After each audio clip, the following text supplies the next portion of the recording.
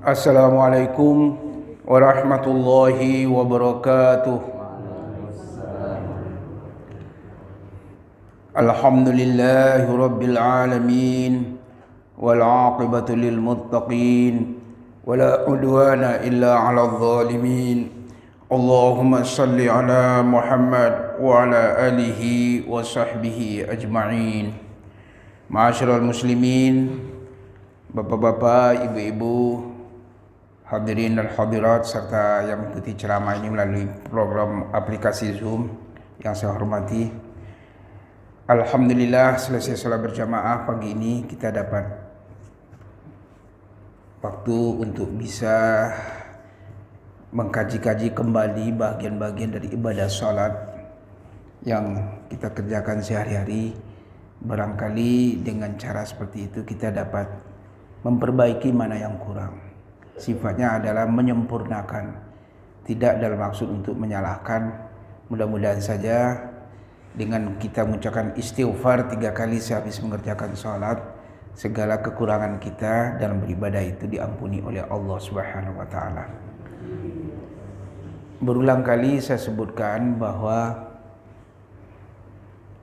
3 macam yang selalu akan dinilai dari kita mengerjakan salat. Pertama, perbuatan, af'al. Yang kedua, bacaan, aqwal. Dan yang ketiga adalah suasana hati, atau yang kita sebut namanya khusyuk. Ketiga-tiganya itu merupakan bahagian dari jihad atau bahagian dari upaya kita yang tidak bisa dianggap enteng. Selalu saja kita merasakan ada kekurangan-kekurangan. Kalau kita sadar bahwa ibadah ini memang selalu akan harus kita sempurnakan dan kita perbaiki. Hadirin yang saya hormati, mari kita ambil pelajaran sederhana mengenai cara mengerjakan sholat yang diajarkan dalam Tarjih Muhammadiyah. Nanti kita coba lengkapi dengan kitab fikih. Mari kita ambil contoh dulu ya. Kemarin kita bahas masalah sujud. Nah, sekarang kita ambil bagian yang terserah saja. Kira-kira yang menarik untuk kita kemukakan. Dalam fikih, dalam Tarjih Muhammadiyah disebutkan, kalau engkau hendak mengerjakan salat, ucapkanlah Allahu Akbar. Idza qumtum ila sholati faqul Allahu Akbar mukhlishan niyataka lillah. Ketika engkau mengucapkan takbir Allahu Akbar itu, hendaklah engkau berniat dengan ikhlas. Rafi'an yadaika hadwa mankibaik. Angkat tanganmu, kedua tanganmu sampai sejurus dengan bahumu. Ya. Dan sejurus dengan bahu, mensejajarkan ibu jarimu pada daun telingamu. Allahu Akbar. Jangan hanya gini aja. Allahu Akbar. Naikkan tanganmu, menunjukkan rasa hormat, ta'zim, tundukmu sepenuh hati dan sepenuh fisikmu kepada Allah Subhanahu wa taala. Nah, itulah yang kita sebut namanya dengan takbiratul ihram.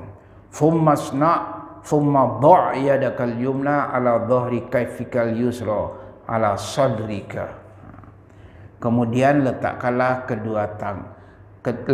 tangan kananmu di atas dhahri kaffaika al yusra, di atas telapak tanganmu yang tangan kiri, ala sadrika. Nah, ini memang agak sedikit ala sadrika itu yang mana? Ada kawan yang mengatakan meletak tanganmu begini, Pak. Ini. Padahal yang dimaksud dengan dada itu, kita bisa rasakan ya, tulang dada kita itu kan bataskannya perut ya. Jadi kalau kita taruh di sini itu sudah pas itu. Jadi kalau di sini nanti seperti di bawah leher gitu. Kalau Tarjih itu mengatakan ala sadrika, di atas dadamu. Dada itu kan tulang belulang kita kan sampai di sini. Nah, inilah yang kita sebut namanya dengan takbiratul ihram. Jadi ketika kita takbiratul ihram itu memang ada hal-hal yang harus kita perhatikan. Kita ambil tadi tarjih itu ringkas saja. Pertama adalah soal mengangkat tangan. Allahu Akbar. Kita bahas dulu. Mengucapkan Allahu Akbar itu memang kalau salah harus kita perbaiki. Nah, bagaimana caranya kita mengetahui kesalahan dalam mengucapkan Allahu Akbar? Allah Maha Besar. Di kitab-kitab Muhammadiyah tentu tidak ada. Muhammadiyah bukan kitab fikih. Tapi kalau kita baca di dalam kitab fikih, katakanlah dalam kitab fikih di kalangan Syafi'iyah, terasa bahwa takbir kita itu ada yang memang harus kita perbaiki. Ya. Pertama mengucapkan takbir yang benar itu yang mana?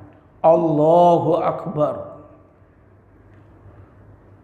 Akbar.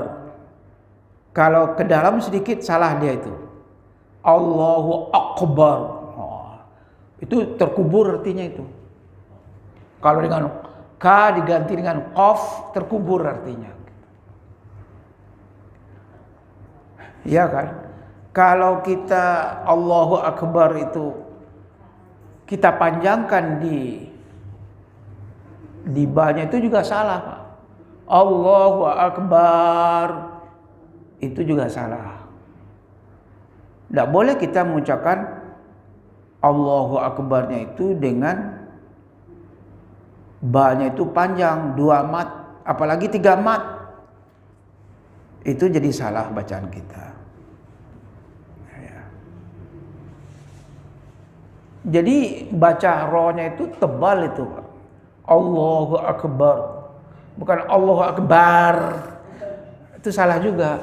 Nah, jadi kita perbaiki bacaan Allahu Akbar itu supaya bacaannya mendekati kebenaran seperti yang kita ketahui di dalam makna kita membesarkan Allah Subhanahu wa taala. Yang kedua adalah tadi persoalan niat. Khalisan niyataka lillah. Hendaklah engkau ikhlaskan niatmu mengerjakan salat itu hanya semata-mata untuk Allah Subhanahu wa taala. Di mana letaknya niat? Sebenarnya letak niat itu dalam mazhab Syafi'i itu dengan Muhammadiyah tidak jauh beda loh, Pak. Hanya dalam praktiknya terjadi perbedaan. Karena di dalam fikih, termasuk dalam fikih-fikih di kalangan mazhab Syafi'i, itu niat itu adalah dalam hati. Jadi karena dia di dalam hati, mengucapkan niat itu ketika takbir. Allahu Akbar. Khalisan niyataka lillah. Bagi mereka yang mengucapkan niatnya sebelum takbir, maka muncullah apa kita sebut namanya nawaitu. Aku berniat mengerjakan sholat zuhur 4 rakaat karena Allah. Nah, timbullah itu seperti yang kita lihat, ada yang berniat sholat itu dengan melafalkan niat. Jadi kalau dia melafalkan niat, berarti terletak dia sebelum takbir. Jadi ada 2, sebelum takbir atau sesudah takbir. Jadi di sini memang dibahas kalau apakah itu sebelum sesudah takbir. Kalau sebelum takbir apa gunanya? Ini saya menerangkan ya, supaya kita saling memahami. Oh begitu semuanya. Kalau orang berniat sebelum takbir, qoblat takbir, jadi kemudian dia berniat sebelum takbir, liusa idal lisan al qalba wa khurujan min khilafin min aujabahu walau syakka hal ata bikamalin niat aula. Jadi kalau kita berniat itu sebelum sholat, gunanya untuk membantu lisan itu untuk membantu untuk supaya lidah itu membantu hati dalam menyamakan apa yang hendak kita kerjakan nih. Lisan hati katakan, kau niatkan ya, kita ini sholat zuhur loh 4 rakaat, atau ini mau sholat subuh ini 2 rakaat nih. Kerjakan, ayo ucapkan, saya kerjakan sholat subuh 2 rakaat karena Allah. Hati-hati lu ya, ini sholat subuh ya, bukan sholat sunat subuh loh, bukan sholat tahiyatul masjid loh, bukan sholat apalagi sholat sudah wudhu, bukan, tapi ini adalah sholat subuh. Nah, itu namanya membantu supaya nanti jangan terjadi kesalahan, karena kalau salah nanti sholat kita menjadi tidak sah. Itulah sebabnya ulama mengatakan niat itu termasuk rukun sholat. Kalau dia rukun sholat, maka berarti dia terletak di dalam perbuatan. Ini pengetahuan fikih loh Pak, supaya kita tahu. Bagi mereka yang mengatakan itu bukan rukun sholat, berarti dia terletak di luar sholat. Yang namanya terletak di luar sholat itu adalah syarat. Wudu itu syarat, menghadap kiblat syarat, pakaian bersih, tempat sholat semuanya bersih, tohara bersih, tidak ada najis syarat. Berdiri dengan sempurna bagian itu syarat, nah, misalnya gitu. Nah, karena dia syarat, dia terletak di luar sholat. Tapi ini rukun, niat itu termasuk dalam sholat.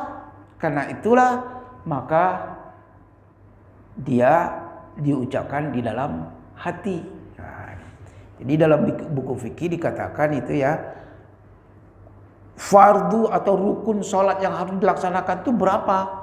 14 macam banyaknya. Dari yang 14 macam itu, niatlah yang pertama lebih dulu. Wahya al-qasdu bil qalb.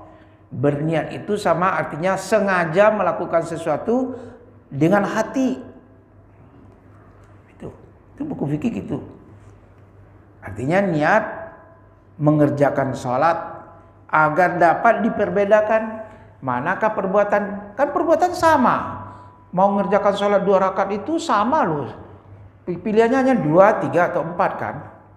Nah, kalau maghrib tidak ada, ya mungkin witir nanti 3 rakaat juga. Maghrib 3 rakaat juga. Subuh lah contohnya. Tadi yang saya katakan. Untuk membedakannya itulah perlu adanya niat. Jadi niat itu fungsinya yang utama adalah ikhlas. Ini saya kerjakan karena Allah loh, bukan karena yang lain. Itu kata Muhammad tadi, mukhlisan niyatakan lillah. Yang kedua, untuk membedakan antar perbuatan yang kelihatannya sama. Ya, itu ibu yang ikut korban besok itu tergantung niat loh. Mau korban yang sifatnya sunat atau korban nazar atau apa? Itu nanti tergantung niat. Kita mengeluarkan uang yang Pak Rahman sebut selalu itu, memasukkan kotak celengan itu bisa macam-macam niat orang. Ada orang niatnya zakat, ada niatnya sedekah, ada niatnya, kalau niatnya zakat tentu harus diniatkan untuk sabilillah. Nah, jadi dengan demikian sebenarnya soal niat itu tidaklah hal yang terlalu besar perbedaan yang terjadi. Karena yang dimaksudkan niat itu adalah perbuatan hati. Semua perbuatannya adalah perbuatan hati. Satu-satunya perbuatan hati dalam sholat, dalam ibadah ini yang mesti harus dilafalkan dengan suara keras, itu hanya haji. Kalau kita haji, labbaik Allahumma labbaik, labbaik la syarika laka labbaik, itu niat itu. Saya penuhi wahai Allah panggilanmu untuk mengerjakan haji. Tapi ada yang menambahkan nawaitul hajja wal umrah.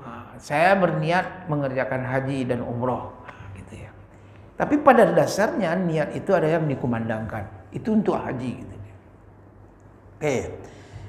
Nah, karena dia tadi adalah fardu, maka fungsi niat orang yang melafazkan itu, kita kan kita nafaskan ya, kita kan dalam hati aja nih, Allahu Akbar, kita lafazkan dalam hati. Saya kerjakan sholat subuh 2 rakaat karena Allah berjamaah misalnya gitu.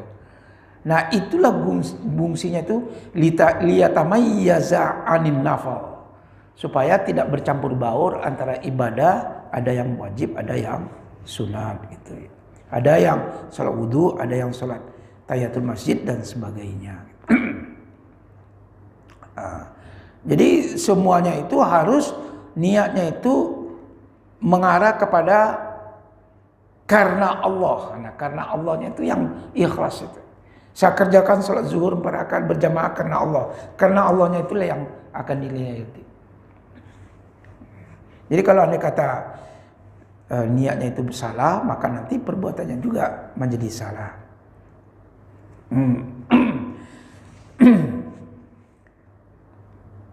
Hadirin, sekarang makna tadi takbir. Takbir itu saya katakan takbir yang pertama itulah yang disebut namanya dengan takbiratul ihram. Takbiratul ihram bermakna seluruh perbuatan, perkataan tidak boleh ada yang meluncur dari lisan kita, tidak boleh ada gerakan kita yang tidak mengacu pada sunnah Nabi, perbuatan Nabi. Itu namanya takbiratul ihram.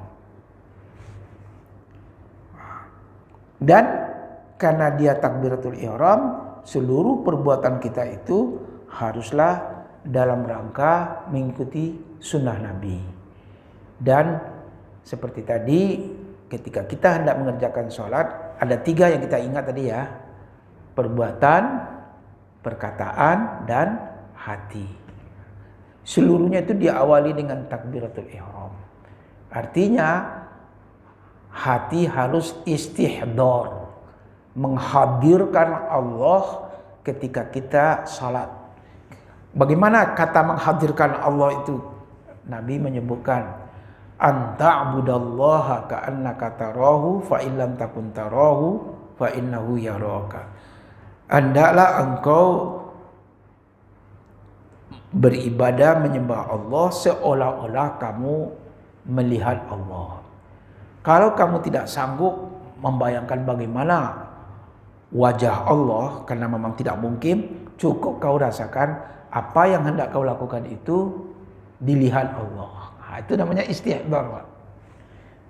Bahasa dipakai oleh ulama fikih itu namanya liyastahdiral musalla maknahu, agar perbuatan tadi itu makna salat, apakah 4 rakaat atau 2 rakaat, apa berjamaah atau tidak berjamaah, apa salat sendirian atau di belakang imam, itu seluruhnya itu untuk hati itu hadir dengan apa yang hendak dikerjakan dalam rangka menjalankan perintah Allah Subhanahu wa taala. Karena itulah perbuatan niat itu tidak boleh jauh-jauh dari takbir. Jadi perbuatan niat itu harus berdekatan. Kalaupun akan dikerjakan sebelum sholat, dia tidak boleh lagi antara niat itu dengan takbir ada jeda waktu, tidak boleh.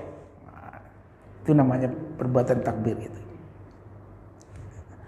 Jadi fatajibu muqaranatuha bal la budda ayyastahdira kullu mutabir fiha.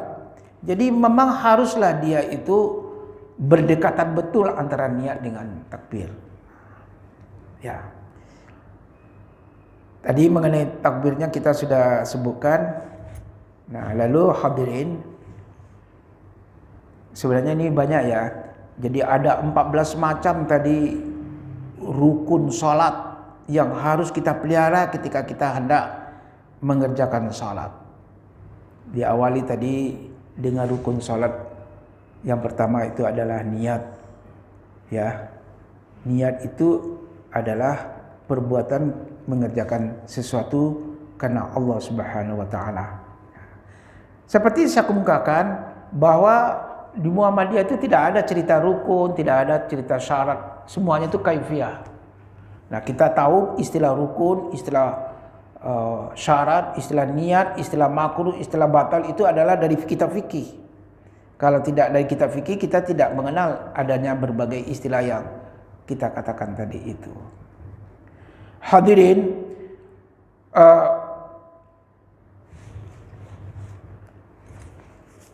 di dalam pengajaran berikutnya tadi itu, meletakkan tangan tadi sudah kita sebutkan ya.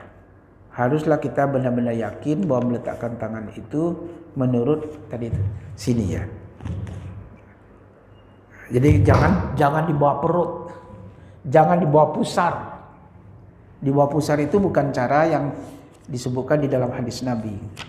Ya tentu saja akan terdapat perbedaan-perbedaan, tapi saya tidak bermaksud untuk memperdalam perbedaan-perbedaan itu. Yang penting kita memperbaiki mana yang bisa kita perbaiki.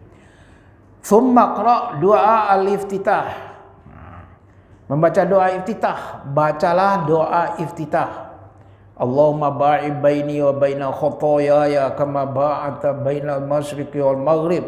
Allahumma naqqini minal khotoya kama yunaqqas sabul abyadu minad danas. Allahumma ighsil khotoyaya bil ma'i wasalji wal bar. Itu yang pendek. Nah, kalau yang panjang jangan membacanya sepertiga, tapi baca lengkap. Yang diajarin di sekolah biasanya sepertiga, yaitu apa? Wajjahtu wajhiya lilladzi fataras samawati wal ard hanifan muslima wa ma ana minal musyrikin. Inna salati wa nusuki wa mahyaya wa mamati lillahi rabbil alamin la syarika lahu wa bidzalika umirtu wa ana awwalul muslimin atau wa ana minal muslimin. Itu baru sepertiga. 2/3 apa? Allahumma antal maliku la ilaha illa anta. Anta rabbi wa ana abduka wa ana abduka zalamtu nafsi wa ataraftu bidzambi faghfir li dzunubi jami'a. La yaghfiru dzunuba illa anta. Ya. Mungkin itu sepertiga ya. Ya seperti boleh sampai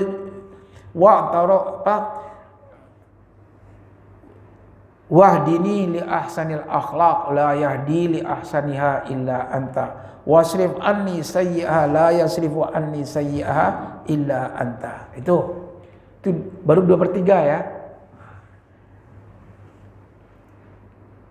Labbaika wa sa'daik wal khairu kulluhu fi yadik wasyarru laisa ilaik ana bika wa ilaik tabarakta rabbana wa ta'ala astaghfiruka wa atubu ilaik.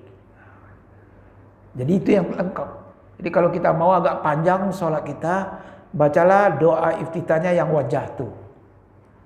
Agak jarang kita membaca doa iftitah yang wajjahtu, karena di wajjahtu itu lengkaplah apa yang kita minta pada Allah, terutama sekali apa Pak? Perubahan akhlak karakter kita. Wahdini li ahsanil akhlaq la yahdi li ahsaniha illa anta. Hidayahkanlah kepadaku bagaimana tingkah laku perilaku sehari-hari yang aku lakukan wahai Allah itu yang terbaik. Ahsanul akhlaq, akhlak yang terbaik. Bayangkan di dalam sholat kita meminta supaya akhlak kita yang terbaik. Jelas sekali relasi antara doa iftitah dengan akhlak. Karena tidak ada yang bisa memperbaiki karakter kita itu kecuali hanya dengan hidayah Allah. Ilmu tidak bisa memperbaiki ilmu tidak bisa memperbaiki akhlak karakter manusia. Maaf, walaupun sampai doktor orang sekolah, mungkin sampai profesor, tapi akhlak belum tentu bisa berubah loh. Menurut hadis Nabi tadi yang kita baca dalam doa gitu, la yahdi li ahsaniya illa anta. Tidak akan bisa orang bisa mencapai akhlak yang mulia, akhlak yang adiluhung itu kecuali hanya dengan hidayah Allah. Wasrif anni sayyi'ah, palingkan aku dari akhlak yang jelek wahai Allah, yang buruk, karakter yang tidak terpuji. Kenapa? La yasrifu anni sayyi'aha illa anta. Tidak akan bisa aku menghindar dari akhlak yang jelek kalau tidak kena hidayah dari engkau. Sayang sekali hadirin, doa wajjahtu ini agak kurang kita baca. Padahal isinya ya Allah mabaiba ini kan soal dosa ya. Jauhkan aku dari Dosaku seperti halnya jauhnya langit antara timur dengan barat. Kalau ini enggak, antara lain isinya tadi itu adalah perbaikan akhlak. Perbaikan akhlak itu kan penting sekali itu. Benulah labbaika wa sa'daik wal khairu kullu fi yadik. Kita itu dalam aku penuhi panggilanmu wahai Allah, aku siap menghadapi segala perintahmu wahai Allah. Aku yakin segala kebaikan berasal dari Engkau. Dan kalau ada kata keburukan, kejahatan, nasib malam menimpa diriku wahai Allah, itu bukan dari Engkau, itu adalah karena kesalahan diriku sendiri. Betapa indahnya doa-doa iftitah, rangkaian doa iftitah yang diajarkan Nabi kalau kita membaca wajjahtu wajhiya. Sayang sekali yang diajarkan di sekolah cuma sampai wa ana minal muslimin atau wa ana awwalul muslimin. Padahal itu baru sepertiga, 2/3 lagi isi doanya itu malah kita tidak baca. Karena memang tidak diajarkan dari kanak-kanak. Kalau diajarkan mungkin kita sholatnya bisa lebih panjang. Rakaat pertama itu jauh lebih panjang dibanding dengan rakaat kedua. Jadi boleh menurut Muhammadiyah apakah itu Allahumma baik-baini atau wajjahtu wajhiya itu sama boleh kita pilih mana yang akan kita jadikan sebagai pilihan kita. Boleh enggak ganti-ganti sekarang wajjahtu nanti maunya Allahumma baik. Boleh enggak? Ya boleh karena itu kedua-duanya adalah berasal dari sunnah Nabi.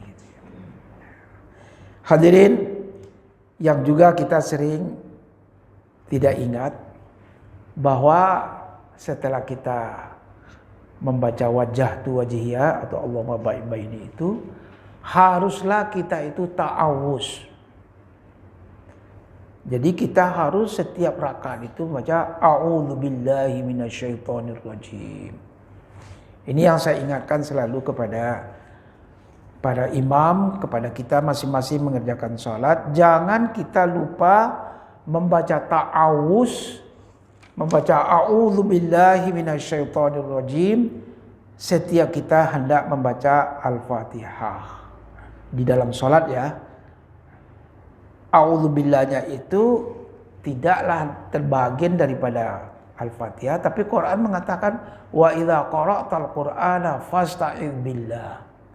Kalau engkau hendak membaca Quran, bacalah lebih dahulu a'udzubillah. Atas dasar itulah di Muhammadiyah kita memang harus setelah selesai membaca doa iftitah kita ikuti, kita lanjutkan dengan membaca ta'awuz, yaitu membaca a'udzubillahi minasyaitonirrajim. Jadi dengan demikian bagi imam yang memimpin sholat berjamaah ketika sholatnya jahar seperti sholat sholat subuh, sholat maghrib dan sholat isya, kalau dia memang sir membaca lunak, berarti yang dia sirkan untuk dirinya sendiri itu dua macam. Pertama adalah a'udzubillahi minasyaitonirrajim. Yang kedua apa? Bismillahirrahmanirrahim. Ini setiap rakaat loh. Bukan hanya rakaat pertama saja. Rakaat kedua pun juga harus dengan membaca ta'awuz, membaca a'udzubillahi minasyaitonirrajim. Itu. Saya kira sampai di situ dulu. Ada yang ingin bertanya? Ya. Jadi membaca itu harus jelas, membaca doa. Kalau kita mau baca doa yang panjang, wajjahtu wajhiya lilladzi fataras samawati wal ard. Kalau membaca Allahumma baik-baini juga boleh. Silakan mana yang mau kita baca. Tetapi Allahumma baik-baini tentu saja artinya penting. Yang tidak kalah penting adalah doa wajjahtu wajhiya. Asalkan kita membaca sampai kepada ujung. Jangan hanya sepertiga membacanya. Kalau sepertiga belum doa, itu baru pengantar. Isi doanya apa? Allahumma antal maliku la ilaha illa anta rabbi wa ana abduka zalamtu nafsi wa a'taraftu bi dzambi faghfir li dzunubi jami'a. Memohon pada Allah supaya Allah mengampuni segala dosa kesalahan kita. Ya.